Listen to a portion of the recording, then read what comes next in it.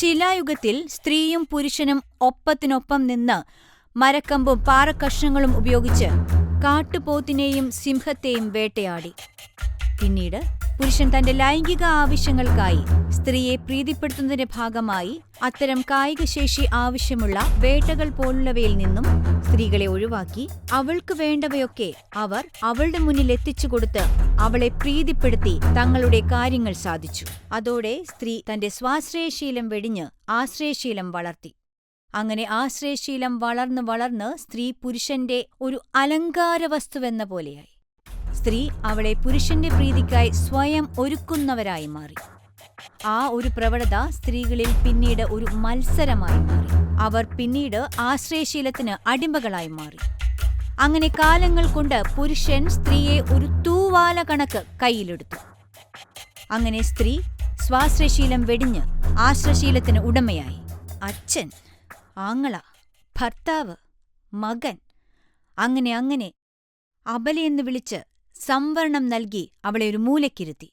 ഇനിയും അത് തുടരാതിരിക്കാൻ നാം ചെയ്യേണ്ടത് ആ ആശ്രയശീലം വെടിഞ്ഞ് സ്വാശ്രയശീലം നേടിയെടുക്കുക എന്നത് തന്നെയാണ്. അതിനുള്ള യാത്രയ്ക്കായി നാം ഇനി സഞ്ചരിക്കേണ്ടത് മുന്നോട്ടല്ല, പിന്നോട്ട്. അതെ, ആ ശിലായുഗത്തിലേക്ക് തന്നെ.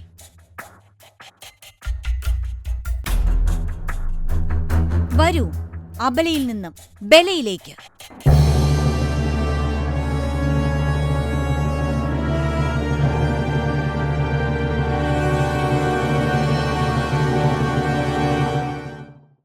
സ്വാശ്രയശീലം വരുന്നതിന് എന്താണ് സ്ത്രീക്ക് വേണ്ടത്? സ്വാശ്രയശീലം ഉണ്ടാക്കുന്ന തൊഴിലവസരം. സ്വാശ്രയശീലം കൈവരാതെ ഒരു കാലത്തും ആശ്രയശീലം മാറില്ല. അതിന് ഇന്നത്തേതുപോലുള്ള തൊഴിലവസരങ്ങൾ പോരാ. ഒരാണിനു പകരം പെണ്ണിനെ നിർത്തിയാൽ കൂലി കുറച്ചു മതി എന്നാവരുത് തൊഴിലവസരം. ഇളിച്ചുകാട്ടിയും ചമഞ്ഞൊരുകിയും നടുവളച്ചും എളിമ കാട്ടിയും കിട്ടേണ്ടതല്ല തൊഴിലവസരം. കാലുപിടിച്ചും തെണ്ടി നടന്നും അപേക്ഷിച്ചും കിട്ടേണ്ടതല്ല തൊഴിലവസരം. തൊഴിലവസരങ്ങൾ സുലഭമാകണം. നാം അല്ല തൊഴിലവസരങ്ങൾക്കായി കാത്തിരിക്കേണ്ടത്, നമുക്കായി തൊഴിലവസരങ്ങൾ കാത്തിരിക്കണം.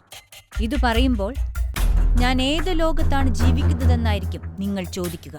ഒരാൾ 8 മണിക്കൂർ ജോലി ചെയ്യില്ല, 4 മണിക്കൂറേ ജോലി ചെയ്യുന്നുള്ളൂ എന്ന് കരുതുക. അപ്പോൾ തൊഴിലവസരങ്ങൾ ഇരട്ടിയായില്ലേ? അപ്പോൾ ആദ്യം ഉയരാൻ പോകുന്ന ചോദ്യം ലേബർ കോസ്റ്റ് കൂടില്ലേ എന്നതാണ്. എങ്ങനെയാണിവിടെ കൂലി? ഒരു കൂട്ടം പേർക്ക് 10,000, മറ്റൊരു കൂട്ടം പേർക്ക് 20,000, മറ്റൊരു കൂട്ടം പേർക്ക് 40,000, 80,000, 1.5 ലക്ഷം, അങ്ങനെ പോകുന്നു. ജീവിക്കാൻ ഇപ്പോൾ 20,000 മതി എന്ന് പറഞ്ഞാൽ മതിയോ? എന്താണ് നിങ്ങൾ പറയുന്നത്? ഇതിനെങ്ങനെ ജീവിക്കും? ഒരാൾക്ക് വേണ്ടത് സമ്പാദിച്ചാൽ മതി. കുടുംബത്തിലെ എല്ലാവർക്കും തൊഴിലും വരുമാനവും ഉണ്ടാകുമ്പോൾ അയാൾക്ക് വേണ്ട പണം കണ്ടെത്തിയാൽ മതി. അപ്പോൾ കുട്ടികളുടെ വിദ്യാഭ്യാസത്തിന് വേണ്ട പണമോ എന്ന ചോദ്യമുണ്ടായേക്കാം. മിനിമം വിദ്യാഭ്യാസത്തിന് വേണ്ട ചെലവ് സർക്കാർ വഹിക്കുന്നില്ലേ? ആ ഒരു വിദ്യാഭ്യാസം തന്നെ ഒരാൾക്ക് അധികമാണ്. ഉപരിപഠനം പാർട്ട് ടൈം ജോലി ചെയ്താവണം. ഈ 4 മണിക്കൂർ ജോലി സമയം എങ്ങനെ കൈവരും? നിയമം വരണം. ആദ്യം 40,000 മുതൽ മേലോട്ടുള്ളവരുടെ തൊഴിൽ സമയം പകുതിയാക്കി തൊഴിലവസരം ഇരട്ടിയാക്കണം. അങ്ങനെ തൊഴിലവസരങ്ങൾ ഇരട്ടിയാകുമ്പോൾ 20,000 രൂപ ശമ്പളം വാങ്ങുന്നവരുടെ തൊഴിൽ സമയം പകുതിയാകും. അതുപോലെ 10,000-ന്റെയും. അപ്പോൾ 10,000-ന്റേത് ഉപരിപഠന വിദ്യാർത്ഥികൾക്ക് ഒരു തൊഴിലവസരമായി മാറും. ഇതിനായി ആദ്യം നഴ്സുമാർ ഒരുമിക്കണം. അവർ ഒറ്റക്കെട്ടായി അണിനിരക്കണം. അത് മുഴുവൻ സ്ത്രീകൾക്ക് വേണ്ടിയുള്ള ഒരു പോരാട്ടമാണെന്ന് അവർ മനസ്സിലാക്കണം. സ്ത്രീയുടെ ആധിപത്യമുള്ള ഒരു തൊഴിൽ എന്ന നിലയ്ക്ക് അവർ ഒരുമിച്ച് നിന്നാൽ നിഷ്പ്രയാസം അവർക്ക് അത് സാധ്യമാകും. രാജ്യത്തെ ഓരോ സ്ത്രീക്ക് വേണ്ടി അവർ വേണം അതിന് തുടക്കം കുറിക്കാൻ. സ്ത്രീകളുടെ സ്വാശ്രയശീലത്തിന്റെ ആരംഭം കുറിക്കുന്നതിനുള്ള ആ അഗ്നി നഴ്സുമാർ വേണം ആളിക്കത്തിക്കാൻ. ഓരോ മേഖലയിലും സ്ത്രീകൾ ഇത് ആളിപ്പടർത്തണം. ക്ലീനിംഗ് ജോലിക്ക് പോകുന്ന സ്ത്രീകൾ ആ ജോലി തങ്ങളുടെ ഗതികേടായി കണ്ട് തുച്ഛമായ ശമ്പളം വാങ്ങി പോവില്ലെന്ന് ഉറപ്പുവരുത്തണം. അപ്പോഴത് അവരുടെ ശരിയായ ഗതിക്കുള്ള ഒരു ജോലിയായി മാറും.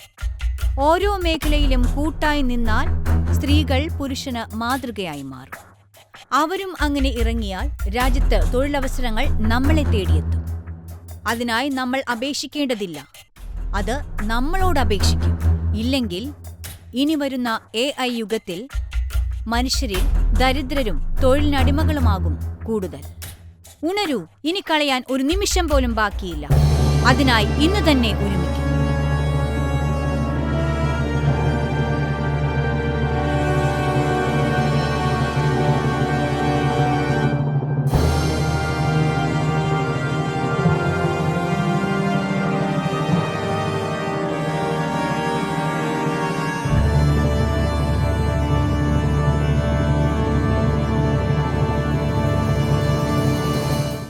അടുത്തത് കൊച്ചിയിൽ നടക്കുന്ന നഴ്സുമാരുടെ സമരമാണ്. കൊച്ചിയിലെ ഈസ്റ്റർ മെഡിസിറ്റിയിലെ നഴ്സുമാരുടെ സമരത്തിൽ അവിടുത്തെ നഴ്സുമാർ മാത്രമല്ല, പനങ്ങാടുള്ള റേ മെഡിസിനിലെ നഴ്സുമാരും ഒരുമിച്ച് ചേർന്നാണ് സമരം നടത്തുന്നത്. സമരത്തിന്റെ കൂടുതൽ വിവരങ്ങളുമായി ചിറ്റൂരിൽ നിന്ന് മെറീന ചേരുന്നുണ്ട്. മെറീന, എന്താണ് നഴ്സുമാരുടെ സമരത്തിന്റെ ഇപ്പോഴത്തെ സ്ഥിതി?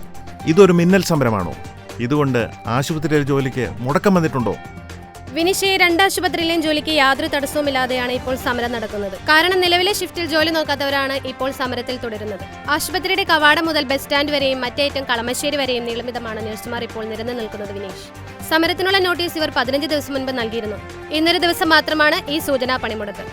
നാളെ ഈ സൂചനാ പണിമുടക്ക് പനങ്ങാടുള്ള റേ മെഡിസിനിലാണ് പ്രഖ്യാപിച്ചിരിക്കുന്നത്. വൈകാതെ എറണാകുളത്തെ തന്നെ റെക്സ് മെഡിക്കൽ കോളേജിലേക്കും ജെസ്സി ആശുപത്രിയിലേക്കും വ്യാപിപ്പിക്കുമെന്ന് നഴ്സുമാരുടെ ഓൾ കേരള സംഘടനയായ ബെല അറിയിച്ചിട്ടുണ്ട്. മെറീന, എന്താണ് ഈ നഴ്സുമാരുടെ ആവശ്യം? എന്തിനാണ് ഈ സൂചന സമരം? ഈ സമരം തൊഴിലവസരം ഇരട്ടിപ്പിക്കുന്നതിന് വേണ്ടിയാണെന്നാണ് ഇവർ പറയുന്നത്. നിലവിൽ ഈസ്റ്റർ മെഡിസിറ്റിയിലെ നഴ്സുമാർക്ക് 35,000 രൂപ ശമ്പളം ലഭിക്കുന്നുണ്ട്. അവർക്ക് 20,000 രൂപ ശമ്പളം മതിയെന്നും പ്രവൃത്തി സമയം 4 മണിക്കൂർ ആക്കണമെന്നുമുള്ളതാണ് അവരുടെ ആവശ്യം. വിചിത്രമായ സമരമാണല്ലോ മെറീന. ശമ്പളം കുറയ്ക്കാനായ ഒരു സമരം, പക്ഷേ പ്രവൃത്തി സമയം പകുതിയാക്കണമെന്നുകൂടിയുണ്ട്. അങ്ങനെ അനുവദിച്ചാൽ തന്നെ അവരുടെ ശമ്പളമായ 35,000 20,000 ആക്കണമെങ്കിൽ ഒരു 5,000ന്റെ കുറവ് കാണിക്കുമല്ലോ. അതെങ്ങനെ കൈകാര്യം ചെയ്യണമെന്ന് അവർക്ക് എന്തെങ്കിലും മാർഗനിർദ്ദേശമുണ്ടോ മെറീന? ഉണ്ട് വിനീഷ്. ചില ഷിഫ്റ്റുകളിൽ ആളുകളെ അത്രയ്ക്ക് ആവശ്യമില്ലെങ്കിലും ഉള്ള ആളുകളെ ആവശ്യമില്ലാതെ ഉപയോഗിക്കുന്ന രീതി ഇപ്പോഴുണ്ട്. അതൊഴിവാക്കി ആ ഷിഫ്റ്റിൽ ആളെ കുറിച്ചാൽ അതിന് പരിഹാരമാവുമെന്നാണ് അവർ പറയുന്നത്. നഴ്സുമാരുടെ സമരം ഒരു ചർച്ചാ വിഷയമായിരിക്കുകയാണ്. ഈ സമരം വേണ്ടതോ വേണ്ടാത്തതോ? ഇതുകൊണ്ട് എന്താണ് ഗുണം? ഇന്ന് രാത്രി 9 മണിക്കുള്ള ന്യൂസ് ആൻഡ് വ്യൂസിൽ നഴ്സുമാരുടെ സമരമായിരിക്കും ചർച്ചാ വിഷയം.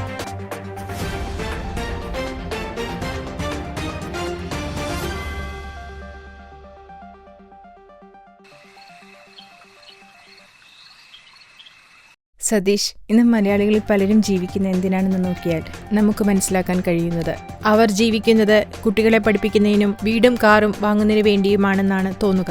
10ാം ക്ലാസ് കഴിഞ്ഞ വിദ്യാർത്ഥികൾക്ക് 4 മണിക്കൂർ ജോലി ചെയ്താൽ തുടർ വിദ്യാഭ്യാസം ചെയ്യാം എന്ന് വന്നാൽ തന്നെ ഓരോ മലയാളിക്കും ജീവിക്കാൻ ആവശ്യമായ പണം പകുതി മതിയാവും എന്നാണ് എൻ്റെ ഒരു അഭിപ്രായം. മാത്രമല്ല, ജനം 4 മണിക്കൂർ ജോലി ചെയ്താൽ മതി എന്നാണെന്നിരിക്കട്ടെ, വീട്ടിലെ ഓരോ അംഗവും ജോലി ചെയ്യുകയല്ലേ, അപ്പോൾ ജീവിക്കാൻ വേണ്ട പണം ഉണ്ടാകുന്നുണ്ടല്ലോ. അങ്ങനെ ആ തൊഴിൽ നിയമം നടപ്പിലായാൽ, ജനത്തിന് ജീവിക്കാൻ വേണ്ട സമയം കിട്ടിയാൽ അവർ ചിന്തിക്കുന്ന രീതി മാറും സതീഷ്. ഒരു വീടോ ഒരു വാഹനമോ സ്വന്തമായി വേണം എന്ന നമ്മുടെ ഇപ്പോഴത്തെ ചിന്താഗതി മാറും സതീഷ്. താമസിക്കാൻ ഒരിടം, യാത്ര ചെയ്യാൻ ഒരു വാഹനം എന്നായി മാറുമത്. അങ്ങനെ മാറണം.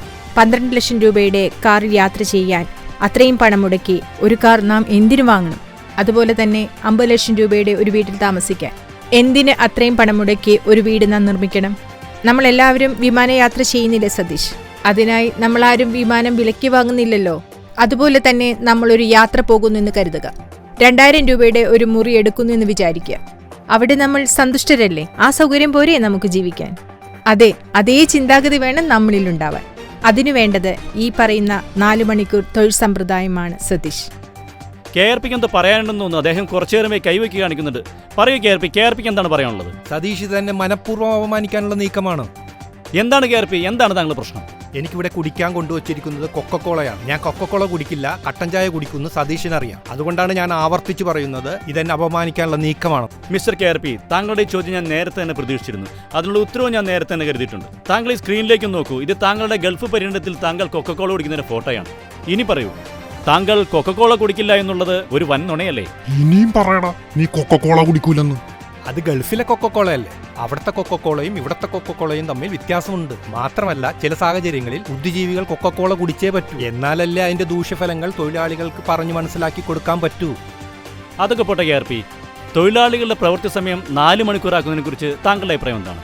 തൊഴിലാളികൾക്ക് ഏത്തപ്പഴം പുഴുങ്ങിയതും ബദാം മിൽക്ക് ഷേക്കും വാങ്ങിക്കൊടുക്കാൻ ഞങ്ങൾക്കറിയാമെങ്കിൽ അവരെത്ര മണിക്കൂർ പണിയെടുക്കണമെന്നും ഞങ്ങൾക്കറിയാം. എങ്കിൽ പറയൂ KRP, അവർ 4 മണിക്കൂർ പ്രവർത്തിച്ചാൽ പോരെ? ഏയ് പോരാ പോരാ പോരാ, അവർ 8 മണിക്കൂർ തന്നെ പ്രവർത്തിക്കണം. വേണമെങ്കിൽ അവർ 10 മണിക്കൂർ പ്രവർത്തിക്കട്ടെ. അവർക്ക് ചിന്തിക്കാൻ സമയം കൊടുക്കരുത്. അവർ ഏതു നേരവും പ്രവർത്തിച്ചു കൊണ്ട് തന്നെയിരിക്കണം. അവർ ചിന്തിക്കരുത്. അവർ ചിന്തിച്ചാൽ അപകടമാണ്. അവർക്ക് വേണ്ടി ചിന്തിക്കാനാണല്ലോ ഞങ്ങളുള്ളത്. അത് ഞങ്ങളുടെ അവകാശമാണ്. അതിൽ കൈകടത്താൻ ആരെയും ഞങ്ങൾ അനുവദിക്കില്ല. എന്താണ് KK താങ്കളുടെ അഭിപ്രായം? ഇങ്ങനെ ഒരു ആശയത്തിന് പ്രസക്തി ഉണ്ടെന്ന് തോന്നുന്നില്ല. അല്ലെങ്കിൽ തന്നെ പെണ്ണുങ്ങളെ പണിക്ക് വിട്ടിട്ട് ആ കാശിന് ചോറുന്നതിനോട് എനിക്ക് യോജിപ്പില്ല. അവർക്ക് വീട്ടിലെ പണിയൊക്കെ കഴിഞ്ഞിട്ട് നേരമുണ്ടോ? അവർ ഈ വയറുമായി ജോലിക്ക് പോവുകയും പ്രസവിക്കുകയും കൂടി വേണമെന്ന് വെച്ചാൽ അവരെ കഷ്ടപ്പെടുത്തുകയല്ലേ സതീഷയെ ചെയ്യുന്നത്? അവരെ ആണുങ്ങൾ പണിക്ക് പോയി സംരക്ഷിക്കണം എന്നാണ് എൻ്റെ അഭിപ്രായം. നമ്മുടെ കുഞ്ഞുങ്ങളെ അവർ നോക്കി വളർത്തുന്ന പോലെ നമുക്ക് നോക്കാൻ പറ്റുമോ? ഇല്ല. അതുകൊണ്ട് തന്നെ അവർ 4 മണിക്കൂർ പോലും ജോലിക്ക് പോകണ്ട എന്നതാണ് എൻ്റെ അഭിപ്രായം. ഇപ്പോൾ കിട്ടിയ വാർത്ത, നേഴ്സുമാരുടെ സമരത്തെ തുടർന്ന് ഈസ്റ്റർ മെഡിസിറ്റിയിലും റേ മെഡിസിൻ ഹോസ്പിറ്റലിലും നേഴ്സുമാരുടെ പ്രവൃത്തി സമയം 4 മണിക്കൂറാക്കിക്കൊണ്ടുള്ള ഉത്തരവിറങ്ങി എന്നതാണ്. ഇരു ഹോസ്പിറ്റലിലും നേഴ്സുമാർ 15 ദിവസം മുന്നേ നൽകിയ അപേക്ഷയാണ് ഇന്ന് പരിഗണിക്കപ്പെട്ടിരിക്കുന്നത്. ബല എന്ന നേഴ്സിംഗ് സംഘടനയുടെ ആക്ടിംഗ് പ്രസിഡന്റ് കുമാരി ടിൻഡുമോൾ ഇപ്പോൾ നമ്മോടൊപ്പം ചേരുന്നുണ്ട്. ടിൻഡുമോൾ, സമരം വിജയിച്ചിരിക്കുകയാണല്ലോ, എന്താ സന്തോഷമായില്ലേ? എന്താണ് ഇതിനെക്കുറിച്ച് ടിൻഡുമോൾക്ക് പറയാനുള്ളത്? ഈ ഉത്തരവിൽ ഞങ്ങൾ നഴ്സുമാർ വളരെയധികം സന്തോഷിക്കുന്നു. അപേക്ഷ പരിഗണിച്ചതിൽ ഇരു മാനേജ്മെന്റിനും ആദ്യം നന്ദി അറിയിക്കട്ടെ. സ്ത്രീകൾക്ക് ഒരു പ്രശ്നം ഉണ്ടാകുമ്പോൾ പലപ്പോഴും അച്ഛനായോ ആങ്ങളെയായോ ഭർത്താവായോ മകനായോ ഒരു പുരുഷനെ ആശ്രയിക്കേണ്ടി വരികയാണ് പതിവ്. അതിന് കാരണം അവർക്കൊരു വരുമാന മാർഗമില്ല എന്നുള്ളത് തന്നെയാണ്. അതുകൊണ്ട് തന്നെ അവരുടെ ഇഷ്ടം, അവരുടെ സ്വാതന്ത്ര്യം, അവരുടെ ശബ്ദം അതില്ലാതാവുകയായിരുന്നു ഇതുവരെ. ഇന്നിപ്പോൾ യഥേഷ്ടം തൊഴിലവസരങ്ങൾ ഉണ്ടാകുമ്പോൾ സ്ത്രീകൾക്ക് ഇഷ്ടാനുസരണം ജീവിക്കാനുള്ള അവസരം തന്നെയാണ് ഉണ്ടാകുന്നത്. മുഴുവൻ ആശുപത്രികളിലും ഈ രീതി എത്രയും വേഗം നടപ്പിലായി സ്ത്രീകൾക്ക് വലിയ തൊഴിലവസരം ഉണ്ടാവണം. അങ്ങനെ ഉണ്ടാവട്ടെ, അതാണ് ബല എന്ന ഈ സംഘടനയുടെ സ്വപ്നം.